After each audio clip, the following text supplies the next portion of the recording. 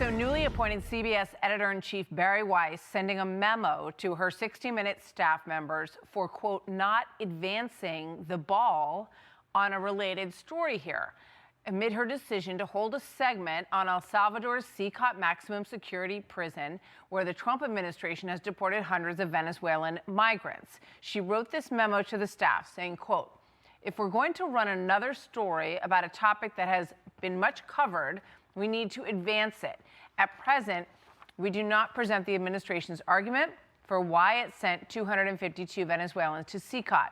Let's bring in Fox and Friends Weekend co-host Charlie Hurt. Charlie, great to have you with us today.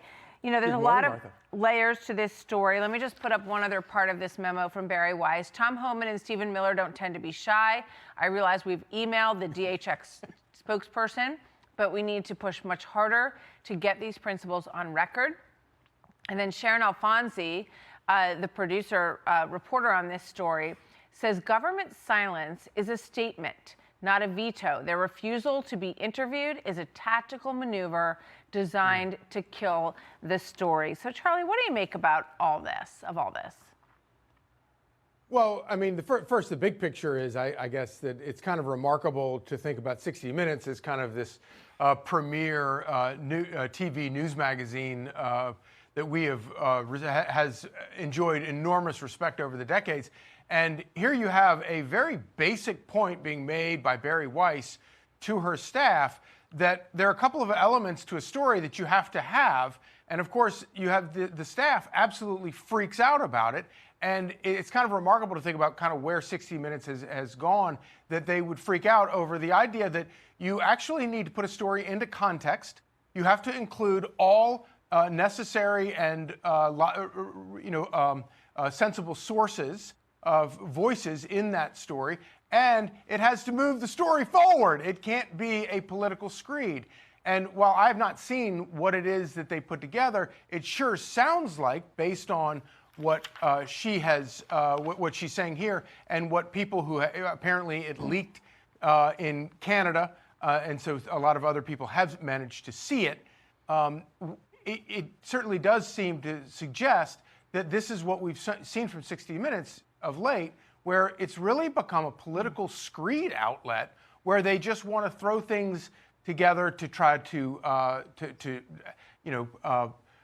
not inform its viewers and not advance the story forward and not include all voices, which of course is the whole point of everything that we try to do in the news business. Yeah, I mean, you know, I remember the old 60 Minutes, which I think there's an effort being made to kind of get back to that, where you would be watching the story and you would feel like it was sort of leading you in one direction, is telling you one side, you're going along with it. Okay, well, that makes a lot of sense. I understand the outrage on that side. And then all of a sudden it would sort of flip and you would start to hear the other side. And this gives you the ability to walk away from the story kind of deciding what you think, having heard both sides. Now, I just want to bring this up from this Wall Street Journal piece. CBS News had sought and received responses from DHS, the White House, and the State Department, according to people familiar with the matter, that the segment, which was available to some viewers in Canada, which you mentioned, and seen by the Journal, didn't include the fresh comments that those agencies provided, Charlie. Your reaction to that? Yeah. First of all, I love your description of the old 60 Minutes, because, of course, that's exactly what I remember. It's exactly when 60 Minutes was so good. It's exactly the reason why people like you and me got into the news business in the first place, because we love telling those stories. And the thing about it is, if you do that, the reason that you do that and the reason it works is because you respect the viewer, and you respect the viewer's ability to grasp all of the information and make up their mind for themselves.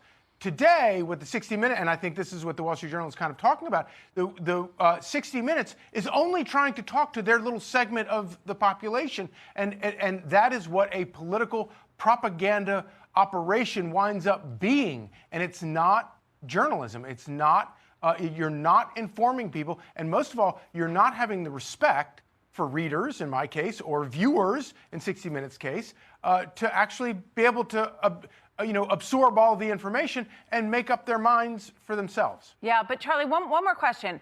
With regard to the participation from the White House, does it become incumbent upon both sides to then say, well, they're doing this story. I think we should sit down with them and we should tell them why we did this CCOT project, why we felt it was valuable and it was going to increase the security of Americans at home. Yeah, and it's such a great point, and I think that what that reveals is there's such a breakdown of trust that the White House is like, I'm not going to deal with these people, so they just ignore them. But then on the other side, 60 Minutes part, the oldest trick in the book, if you really don't want to get a certain voice into your story for whatever reason, you just go to them, you ping the press secretary and say, hey, you want to comment on this? Oh, okay, no, you don't. And then you run with your story 5 minutes later, which is, I think, kind of what CBS is doing here. And that's the oldest trick in the book if you really don't want to get the administration's voice into the story.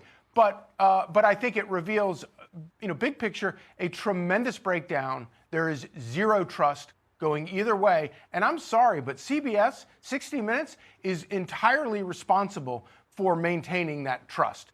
Their trust with not only with viewers, but with their sources. True. And as Bari Weiss has said, she wants to run the story, but she wants to wait for both sides to be told in it. So it's going to be really interesting to see where this goes from here.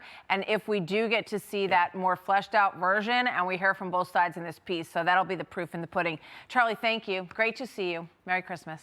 Thanks, my friend. Great to see you. Merry Christmas, Martha. You as well. I'm Steve Doocy. I'm Brian Kilmeade. And I'm Ainsley Earhart. And click here to subscribe to the Fox News YouTube page to catch our hottest interviews and most compelling analysis.